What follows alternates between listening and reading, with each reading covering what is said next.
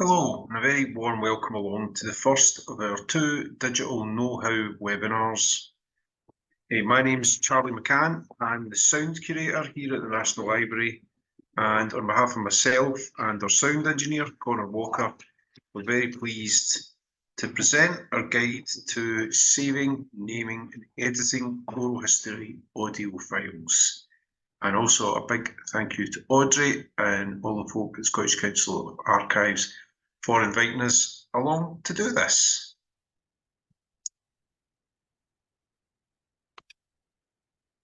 Since the 1990s, archiving personal material which has been captured on digital media has shifted from something that was roundly scoffed at, who would write anything meaningful into a computer, for goodness sake, through various stages of miscomprehension, evangelism, and panic, to the acceptance that much of human experience is accounted for by digital means.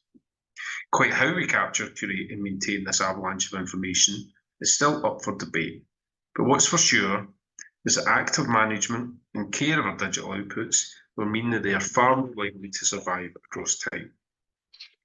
Hopefully this overview of some of the ways you can save, name and edit your own oral history work will help to do just that. A lot of what I'll be going over here is underpinned by the Digital Preservation Coalition's paper, A Brief History of Personal Digital Archiving, which at 41 pages of really great information perhaps isn't that brief, but it contextualises and provides a great deal of depth to what we'll go over here today. Fundamentally, the DPC document draws on the experiential similarities faced by community archives and personal archives when it comes to the practicalities of working with digital cultural heritage.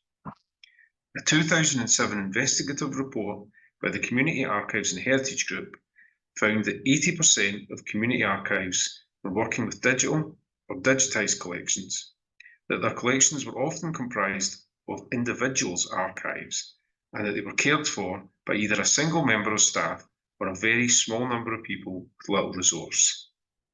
It is likely then that a community archive is facing many of the same challenges as individuals looking after their own material.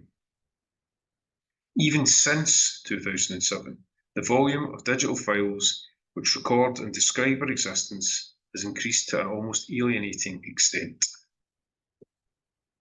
With a personal archive, a huge variety of these files might exist, even alongside digital versions of analogue material, which all relate to, contextualise one another while requiring different sorts of care. Creating files is easy, storing them, managing them, while not succumbing to deep ennui and the temptation of online shopping and considering the scale of the undertaking, requires a little more work. There's a plethora of services designed to help us manage and share digital files, the vast majority of which use cloud storage. While they give the very comforting impression that your material is safe forever in their vast corporate cloud hands, their services are just as corporeal as any other businesses, subject to the same physical, temporal, ideological, and political circumstances as any other industry, albeit on a historically unfamiliar scale. While the benefits of using file management, sharing and storing devices for your collection are undeniably great, they also demand that we are thoughtful at the earliest stages of what their use means for security, privacy, property rights, access, and what happens to someone's files after they die. Looking after a digital archive means paying attention to the location, volume, health and well-being of its digital files, while also being mindful of this larger content.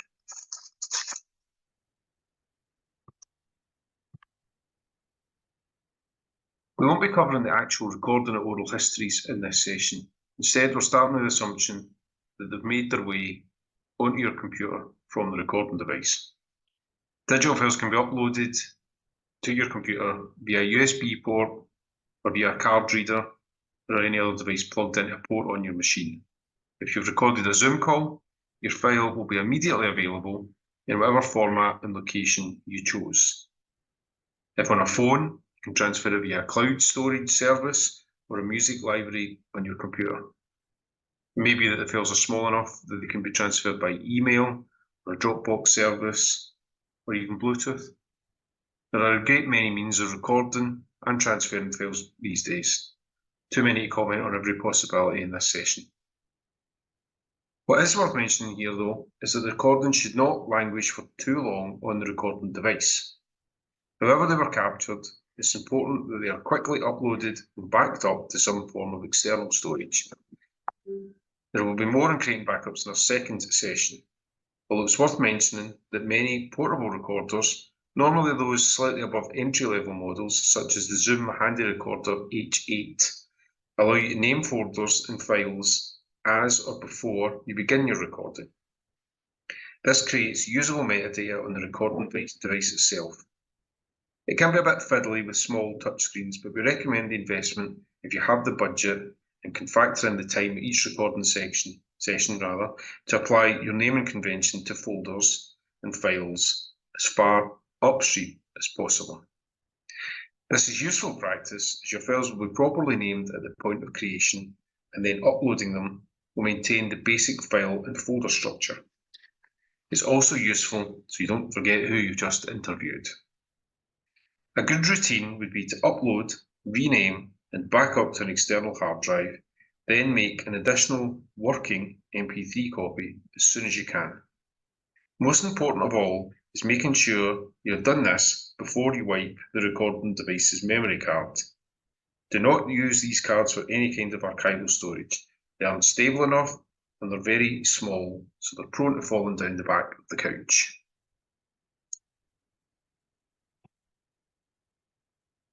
Strong, consistent file naming makes everything easier, including understanding what your files are without having to listen to them, as well as backing things up and storing them. Firstly, start the file name with the project identifier. This means all the files associated with a particular can be identified as belonging there.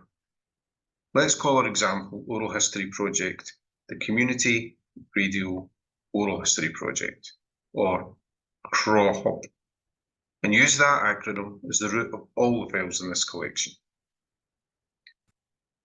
Separate each component area of the file name using an underscore instead of a space for machine readability, and avoid using special characters as they cause problems for some software. Next, let's factor in the interviewee, perhaps using their name or initials as the next part of the file name. Let's say our interviewee is called Susan Ulysses Devlin, and therefore her initials will be SUD. If you have multiple interviews with the same initials, you can add an extra letter or give each interviewee a unique number to further identify them. Capturing the date of the interview at this stage is very important. This interview took place on the 30th of July 2024. Specify the type of file, in this case audio, the interview number, should there be more than one interview with the same interviewee, and the part of the interview, should it be recorded over multiple files when stopped and restarted. Finally, add the file extension. In this case, the file is the lossless standard, a WAV recording. The file extension can be changed to another format indicating that the file is a listening copy, .mp3, or an associated document, .doc, .xlsx, for example. That's a Word document or an Excel file. Try to keep the file names as short as possible, both for ease of understanding and to avoid the difficulties longer file names can cause some software.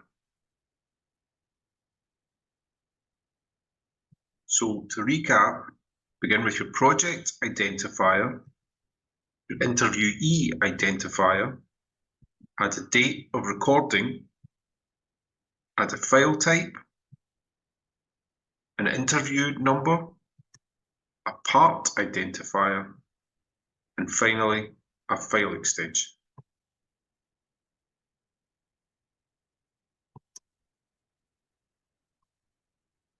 When organising your oral history project files, a clear, organised, understandable folder structure is essential. It should be easy to navigate and manage and help both you and future colleagues and researchers understand and access the recordings. Begin by creating a main project folder.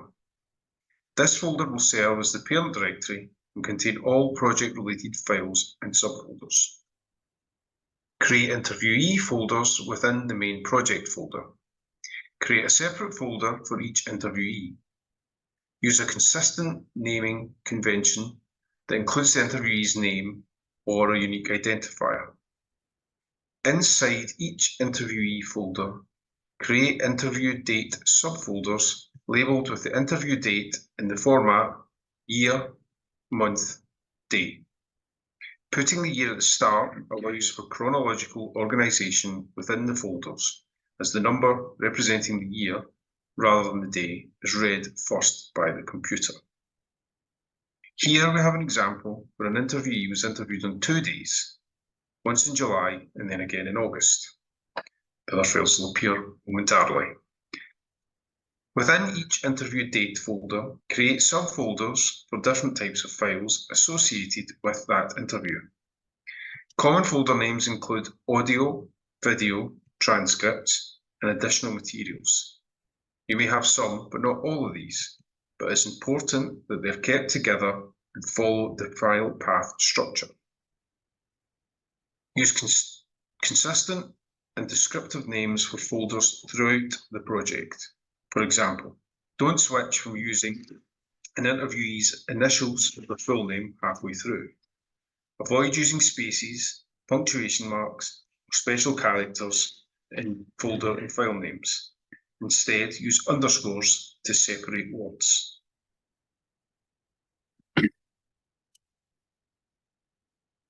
Create folders for managing accessible permissions, such as folders for shared resources or related to specific requirements such as procurement and human resources information.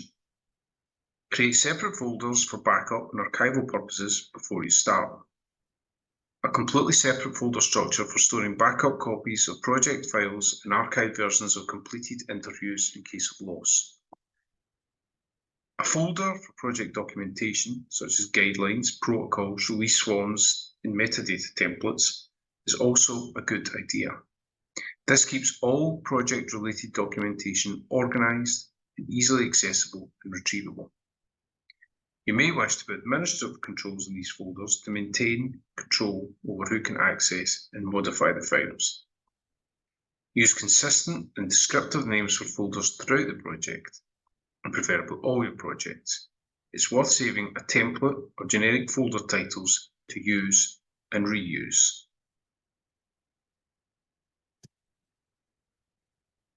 This is roughly what a complete project folder structure should look like. You can see the repetition of folders connected with different interviews. As you can see, I've added another participant there, Fergus, just to show you what the file structure and hierarchy would look like when you've got more than one participant.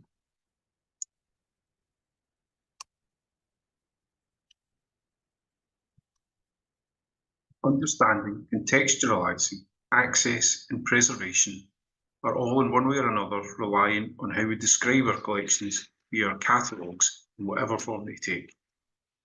Digital recordings are data, and describing them means we must create metadata, or data about data. What is metadata? At its most basic, metadata is data about the record itself, such as the date last modified and the file title. Other examples of metadata include identifier, for example, the file path or the shelf mark, the file title, dates, for example, the date of creation or the date last accessed, a checksum, which is a device for checking the health of a digital file, embargo information, for example, how long before a file can be shared, the description of the content of the recording, which would include location, participants, subject matter, genre, topics, etc. Copyright information, protective marking, such as digital watermarks. Some technical metadata is created by the recording software and may include dated data allowing certain file functions, such as modes of playback. There may also be data about the recording device itself.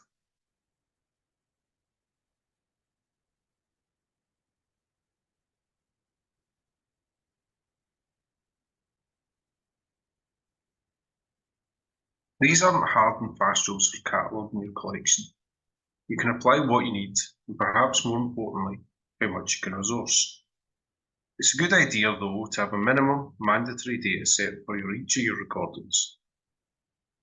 The titles above give an indication of some of the cataloguing fields which can be mapped into a mark system. You can use these titles for column headings in a cataloguing spreadsheet. You can also repeat them. For example, you might have multiple contributors, such as multiple interviewees at the same session, or indeed interviewers. All of these terms can be mapped into mark records. Summaries are an important part of cataloguing also, but it's worth keeping in mind that they take longer than you think. It takes about 2 hours to summarise 1 hour of oral history if you're fully listening. Think about the language that's used by researchers. For example, an interview may talk at length about a subject without mentioning a key term. For example, football without saying sport, which you will want to add to any descriptive summary. It's also wise to carry out a sensitivity review while cataloguing, in consultation with any documentation you receive from the interviewee at the time of recording. Check for sensitive personal data being mentioned about identifiable living people. This is data revealing or concerning race or ethnic origin, political opinions, religious or philosophical beliefs, health and mental health matters, sex life or sexuality, gossip or rumours, corporate or industry information, and trade union membership. Keep in mind that this is about third-party references. The interviewee themselves is in control of what's published about them and should by this point have been fully consulted about whether they are happy with being published. In publishing, an online takedown policy is not sufficient in terms of GDPR, General Data Protection Regulation. The Oral History Society has provided a sensitivity review sheet on their website for consultation.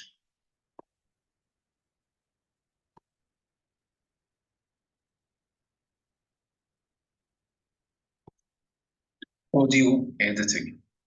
I had a shamefully large number of goes at recording a short video of my own, but talking and navigating the waveforms while recording it proved too much.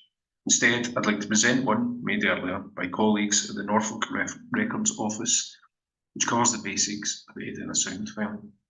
We use Audacity at the National Library of Scotland, although other software is available. Audacity is a free, open source digital audio editor. It can handle most audio sources and has quite a high level of functionality. It's certainly sufficient for speech-only audio. It can record, filter background noise, adjust volume, tempo, pitch, and crucially, import, export, and convert files, allowing you to create and edit listening or working MP3 versions and duplicate WAVs for backup without altering the original. Over to Norfolk.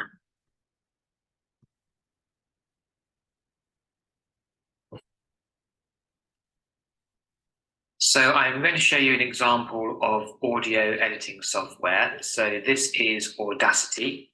There are many different types of audio editing software. However, Audacity is one of the most popular as it's very user-friendly and can also be opened on a PC or a Mac. So in front of us, we've got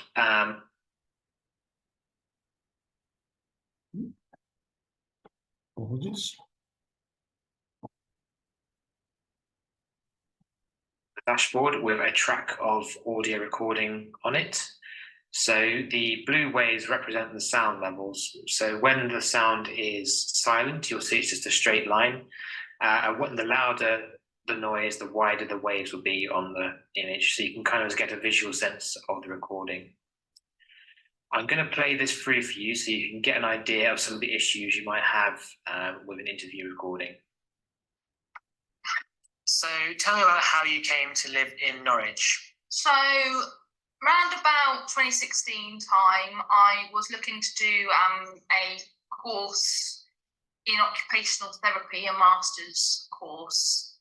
And I was looking at places that ran this course. Not everywhere has it.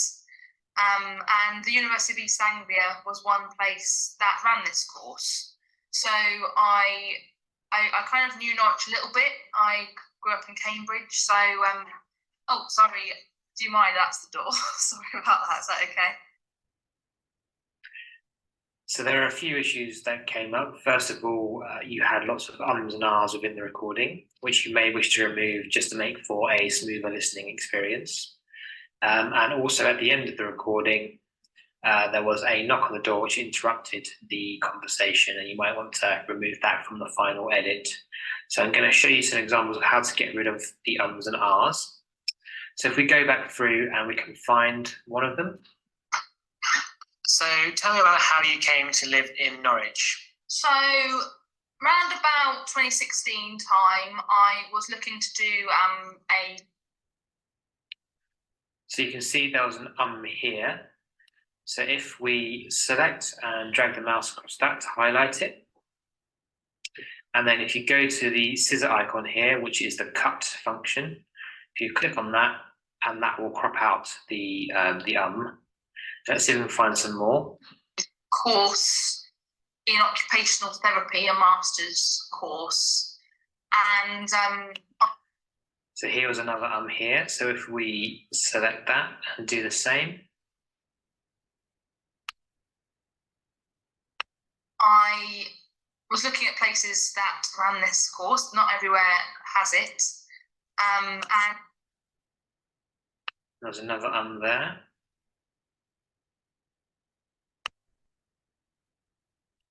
And the University of East Anglia was one place that ran this course.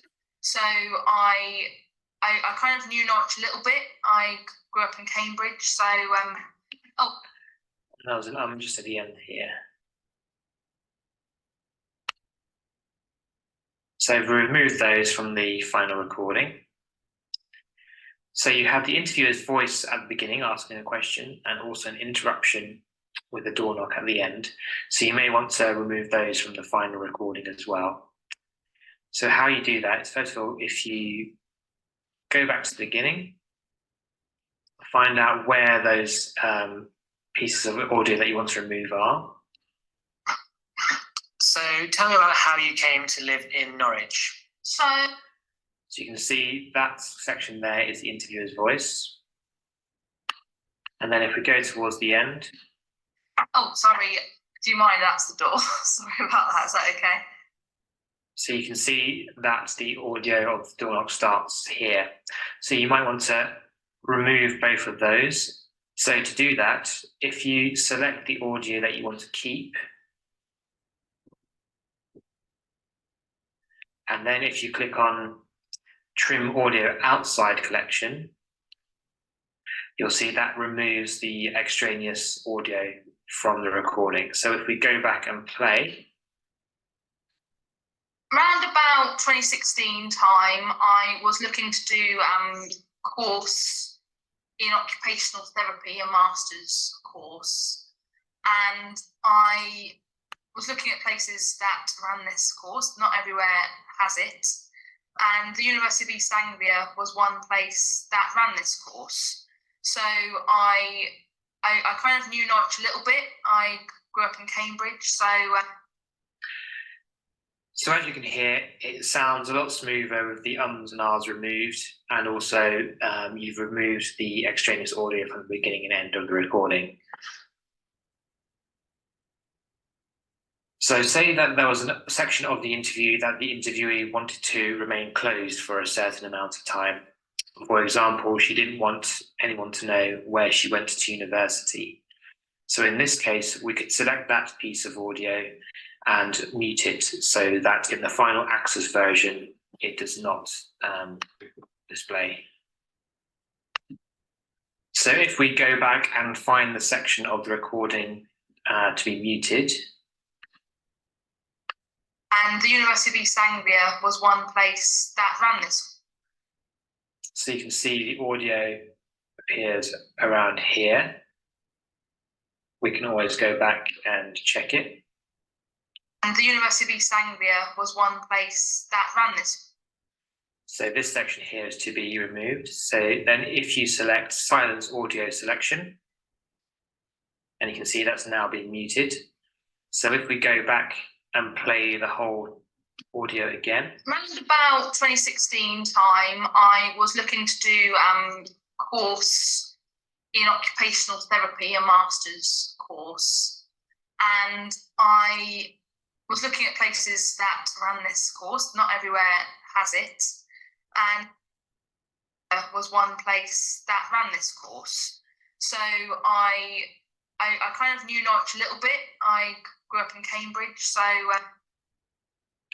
as you can see, that has now been muted and inaudible to people listening to the recording. I'll quickly show you some other functions of Audacity. You've obviously got play, pause, and stop. You can also skip back to the start of the recording and stick to the end. You can also zoom into the recording. So if there's a piece of audio that you wish to focus on a bit more closely, to just remove some background noise, it's easier to see where the audio is.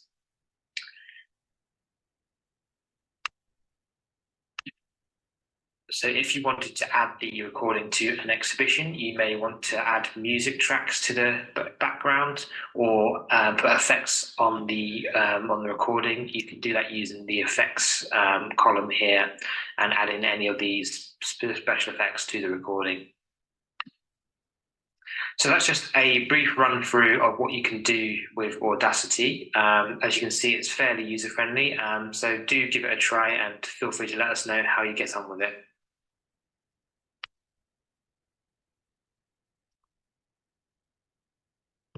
A brief final thought on transcription. While often a summary of a recording will suffice, you may wish to add a transcription of your recordings to your collection. This improves access and to some extent lessens the need because people can just read the documents. There are two categories for transcription: automated via AI software, either locally or through a third party, or human-made, where you or a professional sit and listen and type. Of course, there are pros and cons with each of these options. Transcription services usually charge per minute, and it can be between £3 and £30. A rough guide for a professional transcription service is 6 hours of work for a 1 hour recording. Human-made transcriptions are expensive, but they are accurate and can save you a great deal of time and frustration. Some services employ subject specialists who are familiar with technical or legal language, for example, and therefore less prone to errors. Obviously, this comes at a price. You may also have privacy concerns if your recordings contain sensitive information, so check each company's terms and conditions for their non-disclosure policies. Automated transcription is faster and cheaper, but it will have errors which need to be corrected and may struggle with accent and language. They are also less reliable if your recordings have multiple speakers talking simultaneously, or if recording took place in noisy surroundings. Online self-service options come with editing programs built in which allow you to apply changes to the script and sometimes edit the recording via a selection point on the transcript. The payoff is therefore between accuracy, time, and cost. Ultimately, whether you take this option will depend on your needs, resource, and to some extent, the sensitivity of your content. It's important to remember that a mistake in a transcript can alter the meaning intended by the interviewee and will ultimately alter the reader's understanding of what they were trying to say. Another approach is to use free versions of software such as OtterAI, HappyScribe, ExpressScribe, or Amazon Transcribe, which is also used, incidentally, to train Amazon's AI. Then edit and quality control the results yourself. This is still a labour-intensive and time-consuming process, and possibly not suitable if you have a very large collection, but it will provide usable transcript material. Remember too that transcriptions may require further annotations such as names of interviewer and interviewee, or the addition of date and location information, for example. They will certainly need to be linked to the audio files via a UID using the naming convention. You can create a Word document to be stored alongside the audio recording and consent forms in the specific interview folder. Syntax, accents, and dialects are all very important to oral histories, and you may want to preserve this in a transcript. Keep in mind, however, that this can be difficult. Trying to reproduce an interviewee's accent can be confusing for readers. If you share their accent, you're also less likely to transcribe their words in the dialect. And if you don't, they may be seen as demeaning by the interviewee and subsequent readers, as you'll most likely get it wrong.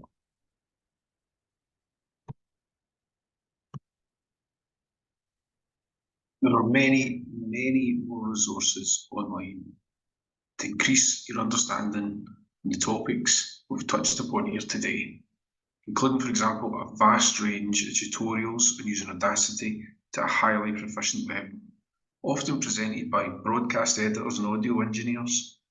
The chances are, if you can think of a task you'd like the programme to perform, and it has that functionality, there's a handsome internet human out there with a video showing you how to do it. The DPC, as mentioned, has a lot of great advice and wisdom about the changing digital landscape in which you're working. But other practical guides can be found on the Oral History Scotland's website at www.ohs.org.uk.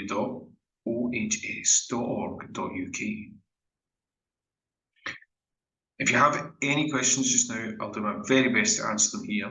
If they'll be on McCann, please get in touch and I'll consult my colleague Connor, who unfortunately couldn't make it along today. He's the sound engineer and preservation technician for audio here at the National Library. And finally, thank you very much for your attention. Thanks.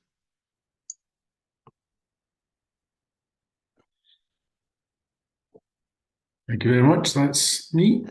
That is great. Thank you, Charlie. Charlie's going to stop sharing his screen. If you would like to ask a question, once we've got you back on the screen, I can see you, or put something in the chat as well, because I'll keep an eye on that as well. As anyone got any questions, just give me a moment. Right, Robert has got his hand up. Robert Petrie, would you like to unmute? And I think you can do that yourself and ask Charlie the question. Yes, I'd like some advice if I'm not seeing a potential trap. When I'm naming files, I do two things that are different from the way you've recommended. The first is when I put a date in, I always use year, month and day, which enables me to sort on the date very quickly. And the second would be, rather than using initials for a person's name, I would always start with the surname, since it occurred to me that if back in the days when we used telephone books, if you used people's first names first, you'd be going through an awful lot of Susans before you got to the one you wanted. So I tend to do it with a surname and then an initial or a date of year of birth, something like that. That's fine, of course. It kind of depends on your quantities and your folder structure. If you've got multiple folder structures that are arranged by date within the overall folder, you arrange it by date at that point and then go in. It really just depends on how you want to arrange your folders. It's not an international standard. There isn't one. So essentially what you're describing is the same thing, just in a slightly different order that suits your way of working. You're probably, I would guess, you don't have another folder set up. You've probably got one less folder in your tree that I described there. Right. Okay, thanks for that. It's absolutely fine. If you're working with, if say you were donating your recordings to an institution, they will work with this. The principle is exactly the same. Thanks very much. Thank you. Sorry, I've muted. Robert, I just wanted to ask, where are you coming from today, actually? Where are you based? North Berwick. Ah, North Berwick. Yeah, I just, but I don't think originally you've got that accent from North Berwick. So if you're thinking of the Antipodes, best to guess Australia first. Oh, okay, I will do. Great, I will do. Okay, North Berwick's not quite so far, but thanks for that question. Actually, has anyone else got a question they would like to ask, or I can ask on your behalf actually, as well? I'm just looking if anyone has. I wanted to ask actually about where you got the Audacity training video, Charlie, because Norfolk Record Office have got actually a really good resources, haven't they, for community archives? Yeah, it's on YouTube. It was just a link to YouTube that PowerPoint does so well. But as I say, that was one that came up, excuse me, that referred directly to oral histories, and you can see things like they were using a mono track rather than a stereo track. Mm-hmm. Means it takes up less space and is again fine for oral history recordings because they don't have that sort of depth of information as music perhaps would. But every part of Audacity, partly because it's free, that you might want to use, you can find someone giving you a tutorial on how to do it, from removing really specific frequencies like the hum of a fridge, right down to things like just how to zoom in or zoom out, or how to import your files. It's a really, really useful tool for this sort of work. And again, it's really helpful right at the beginning of your process because you can create derivatives in it as well. So you can do that really easily, really quickly, and export them to the file structure that you've set up, either on external drives or on your machines. Great. Eleanor McKinnon has got a question. Just unmute. I think you might be already actually, Eleanor, and ask Charlie the question. Hi, it's you mentioned AI when you were talking about the transcriptions, and having gone through trying to do some transcriptions, and 6 hours is short. I can tell you it takes a lot longer when you're inexperienced. What kind of AI software would you recommend? I think any of the ones that I highlighted, they're getting better all the time. I think that still exists. The BBC have a sort of sandbox version, so it's maybe worth doing a search around their websites. I think it might be slightly hidden, but the Amazon ones, and there's the Google Docs one that you can use for a sort of speech to type. That's pretty good as well. So they're slower and they're cumbersome, and they still will make mistakes, especially around accents. But over the past 10 years since I've started being aware of that, the quality of them is going. It just keeps going up. So the free ones are good enough. I think if you're talking about the payoff between 60-70 pounds an hour or whatever it might cost to putting it through an AI reader or transcriptor, it's worth it if you've got the time to quality control it at the other side. Is really what it is. You can trust it 70%, and that's quite a lot in this day and age. Trusting anything that amount. But it's a West Coast accent and a Gaelic name, and then it'll throw it for 6. The Gaelic it kills it every time.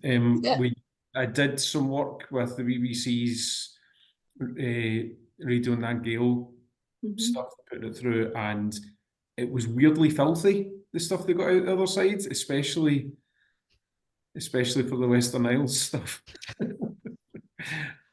Okay, thank you. Some poetry.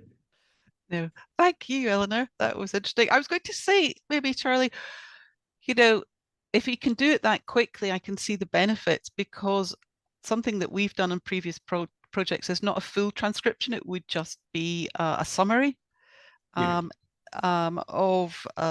the actual recording. Is that quite acceptable? Would that be okay? That's absolutely acceptable. The British Library have recently moved to doing it exactly that way. So yeah, actually probably something that I didn't think to do is putting it through an AI tool, then using the output to then write the summary. Right. You can, I think the main thing that you're talking about in the sort of post necessity transcription world is that you can listen to things. You can scroll through them, which was stuff that wasn't easy to do when you were taking things off cassettes or reel-to-reels.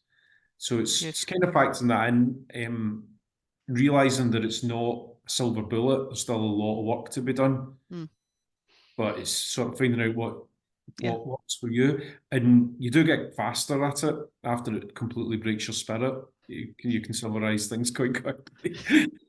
Yes, I think sometimes quite a lot of oral history projects that I'm aware of have got external funding, and so they definitely have a timeline, and it has to be completed by a certain time. I think that's something the funding, when the funding asks for transcription, I think that's partly to do with a accessibility policy, and also something of a hangover from analog days, and that it's necessary for the accessibility, but the timeframes that they give you for it aren't quite realistic yet. But that's more a sort of opinion of mine, an observation that I've made.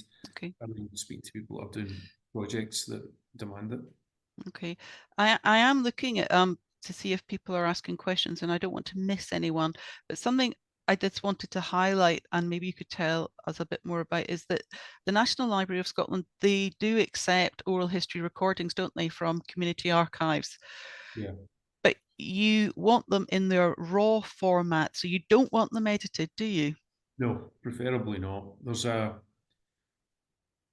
wealth, without getting too sort of philosophical, the sounds in sound recording is becoming more of a site for research and study. So it's not just about what people say in the recordings that you make.